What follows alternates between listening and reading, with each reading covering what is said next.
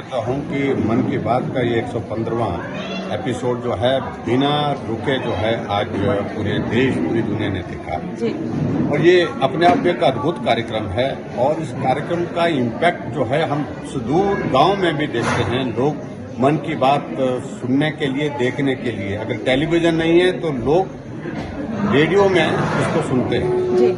तो सबसे बड़ी बात है कि जिस तरह से आदरणीय प्रधानमंत्री ने आज अपनी बात कही है, सबसे पहली बात तो हमने सरदार वल्लभ भाई पटेल जी जिनने भारत को एक भारत मजबूत भारत जो है वो बनाने का संकल्प लेकर के 562-63 रियासतों को एकजुट बना करके इकट्ठा करके भारत का जो है वर्तमान स्वरूप दिया है।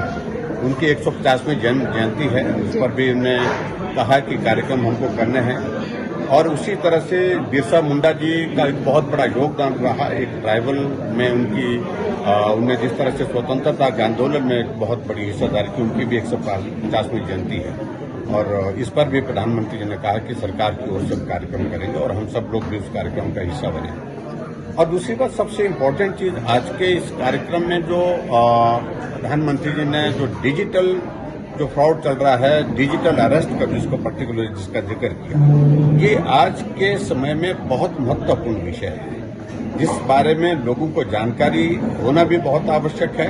और प्रधानमंत्री जी ने बिल्कुल साफ शब्दों में कहा कि डरने की आवश्यकता नहीं है। 3 चीजें बताई हैं वो करने के लिए उन्हें, और साथ में उस सारी चीज से अपने आप को भी कैसे बचना है, कैसे बचाना है, इस सारी चीज में उन्होंने बहुत विस्तार से अपनी बात कही है।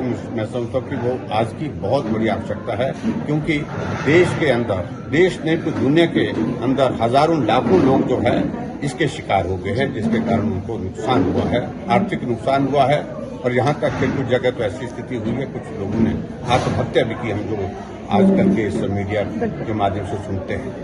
तो ये सारी चीजें बहुत इम्पोर्टेंट है। सबसे बात जो महत्वपूर्ण है कि मन की बात के कार्यक्रम के माध्यम से जो ऐसा टैलेंट है जिसको एक्सपोजर नहीं मिलता है, प्लेटफॉर्म नहीं मिलता है, प्रधानमंत्री कहां से उनको ढूंढ करके लाते हैं और राष्ट्रीय प्लेटफॉर्म मिलता है, उनकी पहचान बनती है, आगे बढ़ने की उनके लिए बहुत बड़ी एक संभावना बनती है और उस दृष्टि से इसका एक बहुत बड़ा महत्व है।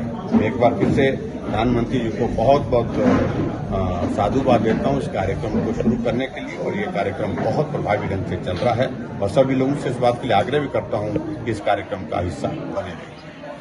धन्यवाद।